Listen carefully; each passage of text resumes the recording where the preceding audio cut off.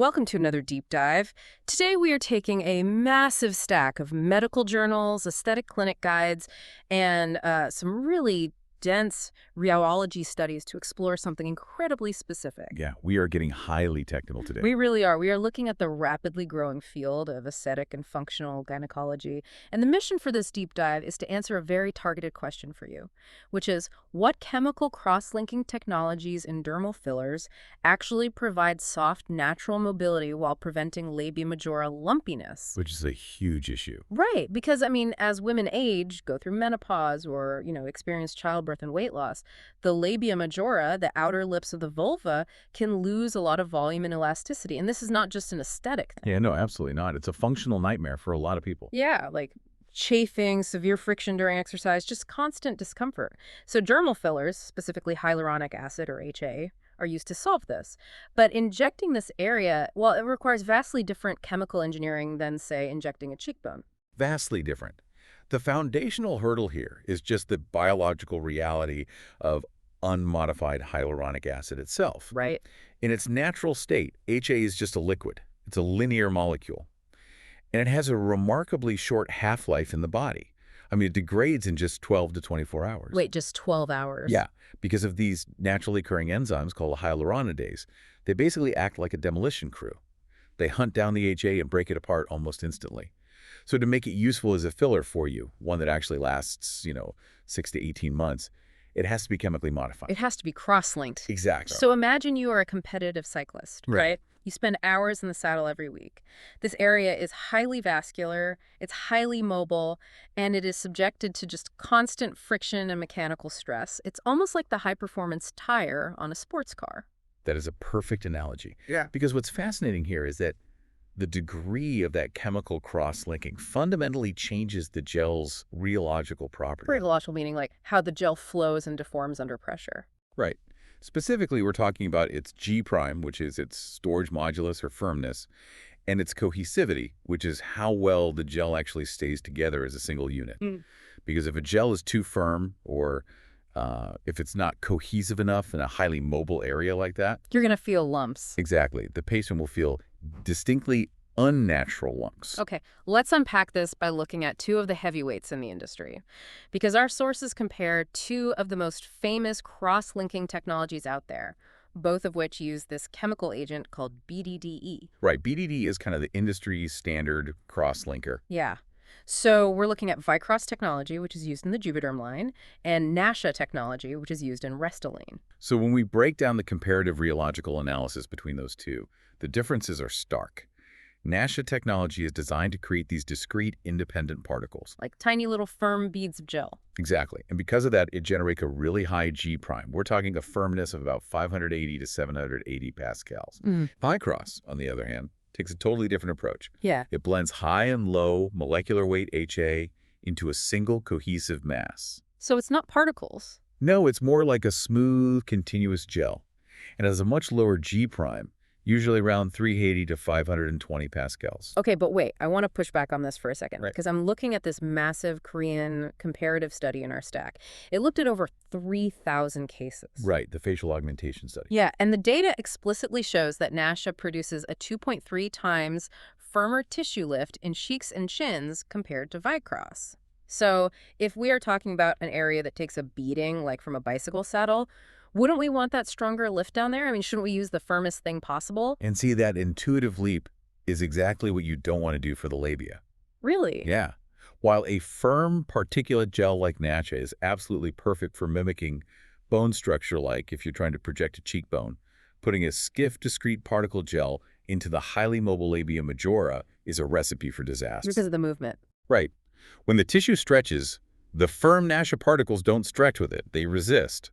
And under all that multi-directional shear stress, those little independent particles actually get pushed together and they clump. Oh, wow. So that's what causes the unnatural lumpy feel. Exactly. It feels like a foreign object.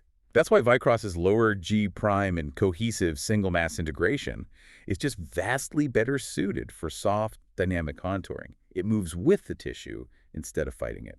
Here's where it gets really interesting, though.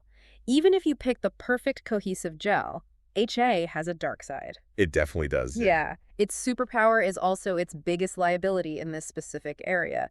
HA is incredibly hydrophilic. I mean, the stats in the journals here are wild. A single gram of HA can bind up to 6 liters of water. It is an absolute moisture magnet, which is great if you want dewy skin on your face. Right. But down there, we actually have a warning in the sources from Dr. Poucher at the Labiaplasty Center of Los Angeles. Yes, her clinical perspective is super critical here. Yeah, she outright refuses to use HA in the labia. She says that because HA attracts so much water, you have to account for the body's natural fluid fluctuations. The systemic water retention. Exactly. So, say a patient goes out for a really salty dinner, or, they hit that phase of their cycle where PMS causes natural water retention. The filler basically acts like an osmotic sponge. Right. It pulls all that systemic fluid locally into the labia, and suddenly the vulva swells up, becomes larger, puffier, and physically uncomfortable. We call that the water trap.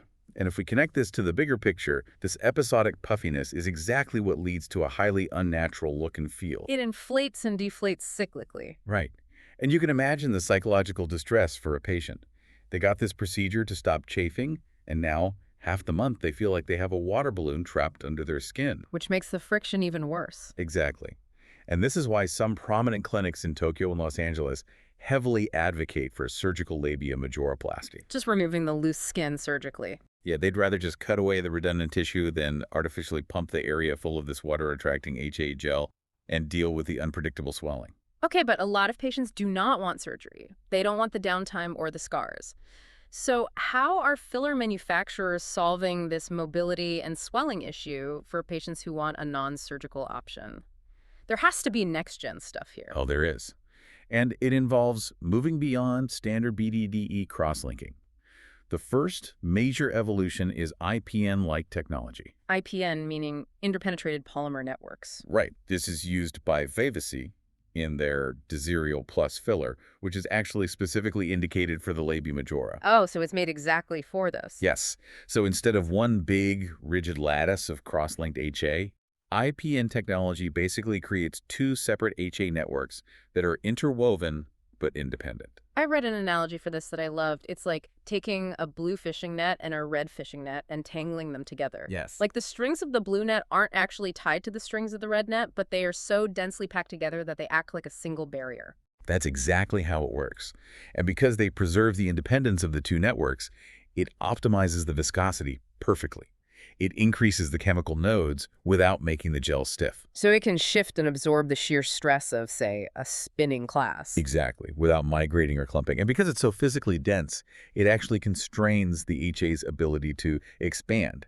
It acts as a mechanical brake against that massive water absorption. That is brilliant. Okay, but what if we just ditch BDDE altogether? Because the sources highlight this entirely different cross-linking agent called PEGE. Yeah, pegylation. This is fascinating tech. It's used in the Nouvia Intense Rose filler. Okay, tell me about PEGE because it seems like a game changer. It is. Pegylation creates this three-dimensional molecular scaffold that structurally resembles a spider web. A spider web, okay. Yeah, and PEG itself is highly hydrophilic, but it's also non-toxic and non-immunogenic, so it doesn't trigger the immune system. Instead, it acts with a supplementary protective action. It wraps the HA in this dense hydration shell, basically cloaking it from those hyaluronidase enzymes we talked about earlier. Oh, so the demolition crew can't even see the HA to break it down. Exactly. It's called steric hindrance. The PEG is too bulky, so the enzymes physically cannot reach the bonds to break them. Plus, it integrates beautifully and harmoniously with the local collagen fibers, the blood vessels, and the nerves. And we actually have the clinical proof for this in the stack. There's this robust study by Zerbinati and colleagues. Yes, focusing entirely on that intense rose HA PEG polymer. Right, so they took 37 patients with an average age of 45, all presenting with labia hypophysis or volume loss, and the results are wild. Nearly 100% of the patients showed a significant and mean full improvement in elasticity, volume, and just overall appearance. Do you remember how much product they actually had to use to get that result? Yeah, that was the craziest part. They only used an average of 4 milliliters of the gel. 4 milliliters is incredibly low for this area. Which is great, right? Because less volume means less risk of looking unnatural. Exactly. Because the PEG scaffold protects the HA so efficiently and it integrates so well, you don't have to overfill the area to account for degradation. So what does this all mean for the listener? I mean, say you are an athlete and you are highly prone to water retention. You want absolutely zero risk of this water trap puffiness.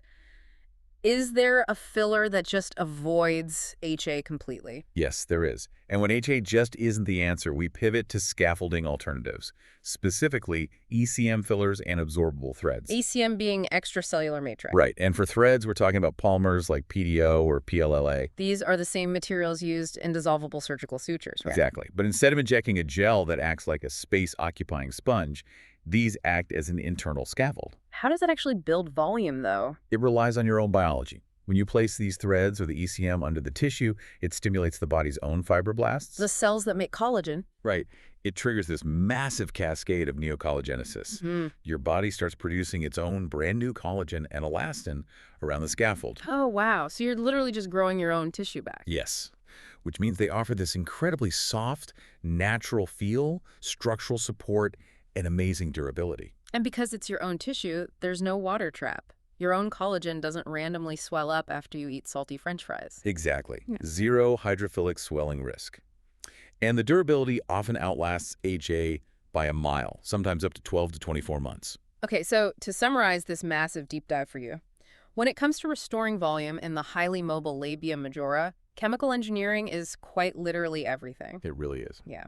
Firm particulate cross-linking, like NASHA, is amazing for giving you a sharp jawline or cheekbone, but it's going to clump up in high movement areas. You need cohesive technologies like Vycross, or specialized IPN networks like Deserial to manage the stress, or, PEG scaffolds like Nuevi Rose to provide that natural mobility. And if you want to avoid HA's water retention entirely, ECM biostimulators and threads are absolutely the frontier. It's just wild how fast this tech is moving. It is. And honestly, this raises an important question that I've been thinking about. Oh, what's that? Well, the sources clearly established that the longevity of HA fillers is just this constant uphill battle. It's the gel's cross-linked armor versus the body's natural hyaluronidase enzymes trying to break it down. Right, it's just a chemical arms race. Exactly. But if our natural hyaluronidase levels are what dictate how fast a filler dissolves, could the future of aesthetic gynecology lie not in creating stiffer, heavier chemical fillers? Wait, are you saying we change the enzymes instead? Yes. What if the future is developing topical treatments that temporarily dial down your body's local enzyme activity? Oh, wow. So you just turn off the demolition crew. Exactly. You inhibit the hyaluronidase locally, which would allow practitioners to use even the softest, most natural uncross-linked HA, just the pure liquid, and have it last for months. That is mind-blowing. Controlling the environment instead of hardening the filler? It would completely change the game. Well, I think that is the perfect provocative thought to leave you with today. Thank you so much for joining us on this deep dive into the engineering of aesthetic gynecology. We will catch you on the next one.